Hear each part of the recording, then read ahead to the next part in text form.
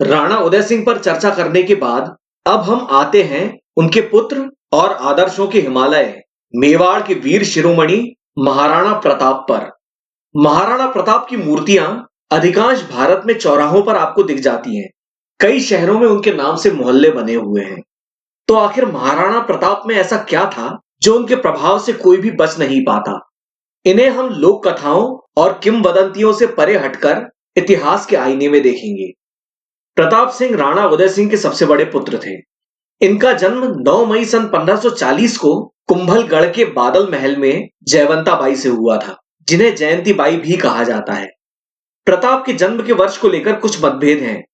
इसके लिए हमें राणा उदय सिंह के जन्म के वर्ष को ध्यान में रखना होगा।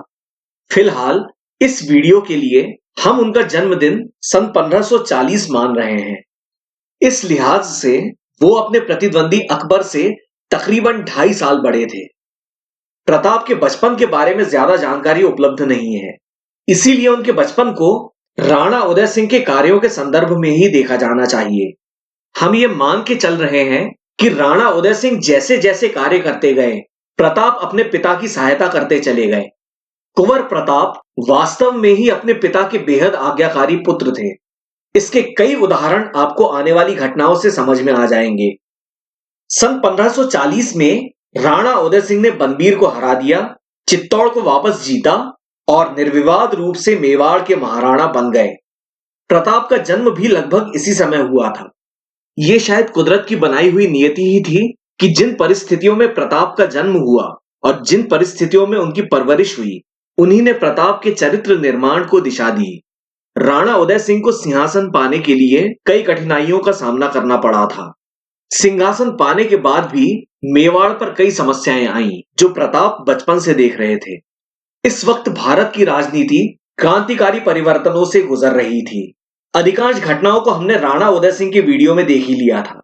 सन 1540 में शेर शाह सूरी का मुगल सम्राट हुमायूं को भारत से बाहर खदेड़ देना, फिर शेर शाह का सन 1543-44 में राजपूताने पर हमला करना और मारवाड़ के राव मालदेव राठौड़ को सामेल के युद्ध में हराना और फिर अजमेर पर कब्जा करना, राणा उदय सिंह का शेर शाह सूरी के अधीन जाना और सन 1545 में शेर शाह सूरी की मौत के बाद सूर साम्राज्य से राजपूत राज्यों की मुक्ति।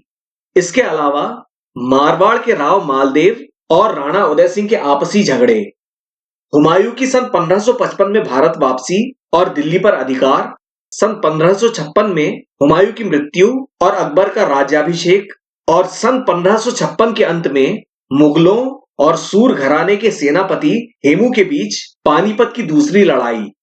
पानीपत की इस दूसरी लड़ाई के समय कुंवर प्रताप की उम्र थी 16 वर्ष और उस जमाने में इस उम्र में राजनीति की अच्छी खासी समझ आ जाती थी। तो प्रताप को भी ये सब समझ में आने लगा होगा कि दिल्ली की अहमियत क्या है, मुगल कौन है वगैरह। मुगलों का जो वर्णन वो बचपन से सुनते आए थे, जैसे बाबर का भारत पर हमला और प्रताप के दादा राणा सांगा की बाबर से लड़ाई, 15 साल बाद हुमायूं की भारत वापसी, जो कि असल में एक आक्रमण था जिससे उसने दिल्ली से सूर साम्राज्य को उखाड़ फेंका, और फिर भारतीय हेमू और मुगल अकबर के बीच पानीपत का दूसरा युद्ध। तो स्वाभाविक सी बात है कि इस उम्र तक आते आते कुंवर प्रताप के मन में जो मुगलों की छवि होगी वो एक विदेशी आक्रांता की ही होगी, और इस बात को किसी भी दृष्टि से गलत नहीं कहा जा सकता। फिर सन 1559 में मुगलों ने अजमेर पर भी कब्जा कर लिया, जब प्रताप कुछ 19 वर्ष के रहे होंगे।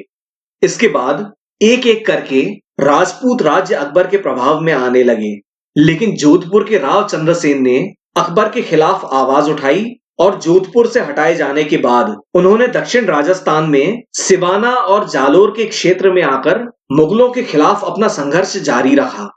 चंद्रसेन की राणा उदय सिंह से अच्छी साठगांठ थी और दोनों ही किसी भी कीमत पर मुगलों की अधीनता स्वीकार करने को तैयार नहीं थे। ऊपर से मेवाड़ की सारे राजपूतों में प्रतिष्ठा, तो देर सवेर मुगलों का मेवाड़ से संघर्ष तय था। राणा उदय सिंह दूरदर्शी थे। उन्होंने पहाड़ी किलों की जगह किसी दूर और उपजाऊ घाटी में बस्तियों को बसाने का निर्णय लिया, जहां पानी की कभी कमी न हो और खेती बाड़ी भी हो सके। इसी को ध्यान में रखते हुए राणा ने गिरवा घाटी में बस्तियां बसाना शुरू किया और सन 1559 के आसपास उदयपुर बसाया गया। अब तक वयस्क हो चुके कुंवर प्रताप का विवाह अजबादे पंवार से हो चुका था। 16 मार्च सन 1559 के दिन उनके सबसे बड़े बेटे अमर सिंह का जन्म हुआ।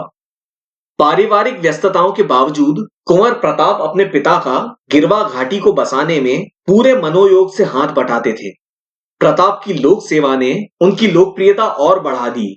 प्यार से लोग उन्हें कीका कहने लगे। धीर कंवर की बातों में आकर राणा उदय सिंह ने कुंवर प्रताप के साथ कठोरता का व्यवहार किया। अपनी खुद की मां जयवंताबाई या जयंतीबाई के प्रति पिता की उपेक्षा का भाव और इन्हीं सब बातों से उपजे वैराग्य के कारण महलों के आराम को छोड़कर जंगल जंगल भटकना, अरावली की जंगली पहाड़ियों में घूमना, ये सारी कठिनाइयां कुंवर प्रताप के लिए वरदान सिद्ध हुई। प्रताप की वनवासियों के साथ अच्छी दोस्ती हो गई, गहरी आत्मीयता हो गई, खास करके भीलों से, और ये साथ सारी जिंदगी भर चलने वाला था। तीरंदाजी और भाला चलाने में महारत, अपने राज्य के चप्पे चप्पे का गहरा ज्ञान और अपने पिता के राज में दुश्मनों पर छापामारी, इन सब का प्रताप को अच्छा खासा अभ्यास हो चुका था, जो कि इनकी आने वाली जिंदगी में इनके बहुत काम आने वाला था। उदय सिंह के एक और बेटे और प्रताप के सौतेले भाई शक्ति सिंह ने मेवाड़ छोड़कर मुगलों की शरण ले ली थी। हेमू की निर्मम हत्या के लगभग 8 साल बाद दक्षिण भारत में वहां के आखिरी व्यवस्थित हिंदू साम्राज्य विजयनगर और बहमनी सल्तनत से निकली 5 दक्खनी सल्तनतों के बीच सन 1565 का तालीकोटा का घमासान ऐतिहासिक युद्ध हुआ। ये दक्खनी सल्तनतें यूं तो आपस में लड़ा करती थीं, पर इस्लाम के नाम पर एक हो गईं, और इस गठबंधन ने अपने से ज्यादा ताकतवर विजयनगर साम्राज्य को तालीकोटा में निर्णायक रूप से हरा दिया।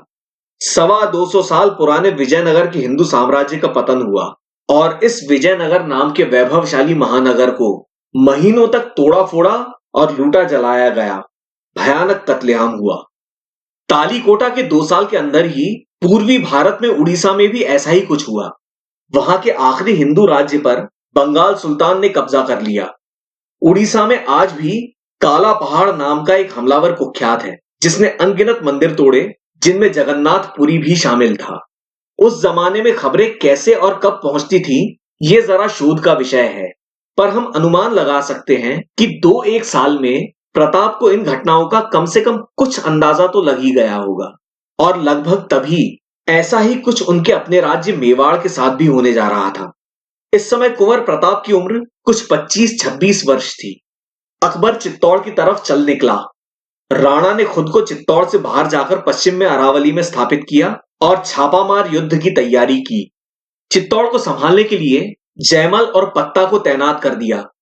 अक्टूबर सन 1566 में अकबर ने चित्तौड़ को घेरा डाला और 4 महीनों की लंबी घेराबंदी और कठोर संघर्ष के बाद फरवरी सन 1568 में चित्तौड़ के मजबूत किले पर मुगलों का अधिकार हो गया।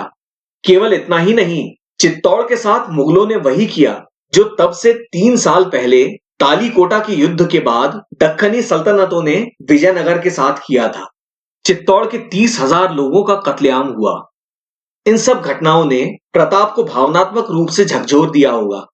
सन 1568 में अकबर ने रणथंभौर पर कब्जा किया और 2 साल बाद सन 1570 में नागौर में दरबार लगाया। इस नागौर दरबार ने राजपूताने की राजनीति की दिशा तय कर दी, पर मारवाड़ के राव चंद्रसेन और मेवाड़ के राणा उदय सिंह ने हार नहीं मानी। चंद्रसेन तो नागौर दरबार में जाकर लौट भी आए थे, लेकिन राणा उदय सिंह तो वहां गए ही नहीं। इससे मेवाड़ का ऊंचा सर ऊंचा ही बना रहा। सभी बड़े राजपूत राज्य अकबर के अधीन हो गए। अकबर ने एक नई राजधानी की नींव रखी, जिसे आज हम फतेहपुर सीकरी के नाम से जानते हैं। लगभग इसी समय दिल्ली में हुमायूं का मकबरा भी बन चुका था, जो कि मुगलों का भारत में पहला व्यवस्थित भवन था, पहला मकबरा था। यहां से मुगलों की एक नई निर्माण शैली और वास्तुकला का एक ज़हीन अध्याय शुरू होता है। राणा उदय सिंह मुगल छावनियों पर और मुगल सेना पर छापे मारते रहे, और इन सब अभियानों में कुंवर प्रताप अपने पिता का बड़ी ही निष्ठा से साथ देते थे। पर घर पर कहानी कुछ और ही थी, जिसे अब हम देखने जा रहे हैं। चित्तौड़ के पतन के बाद अब मेवाड़ के भविष्य पर एक बहुत बड़ा प्रश्न चिन्ह लग गया था। एक तरफ महाराणा उदय सिंह इस पराजय को सहन नहीं कर पाए और इस वजह से काफी बीमार रहने लगे थे। और शायद इसी बीमारी की अवस्था में राणा की लाडली महारानी धीर कंवर ने शासन व्यवस्था अपने हाथों में ले ली थी। और इसकी पूरी संभावना है कि शासन संबंधित कुछ महत्वपूर्ण दस्तावेजों पर धीर कंवर ने महाराणा से हस्ताक्षर करवा लिए, जो कि असल में अगले महाराणा की नियुक्ति के कागजात होंगे, जिसके जरिए धीर कंवर ने अपने पुत्र जगमाल को युवराज बनवा दिया। इसके बावजूद कुंवर प्रताप का धैर्य और ऊंचा चरित्र देखिए। उन्होंने अपने पिता के खिलाफ बगावत तो क्या, चूं तक नहीं की। कुछ ही दिनों बाद महाराणा उदय सिंह ने गोगुंदा में अपने प्राण त्यागे और मेवाड़ में एक नई राजनीतिक उथल पुथल को जन्म दिया।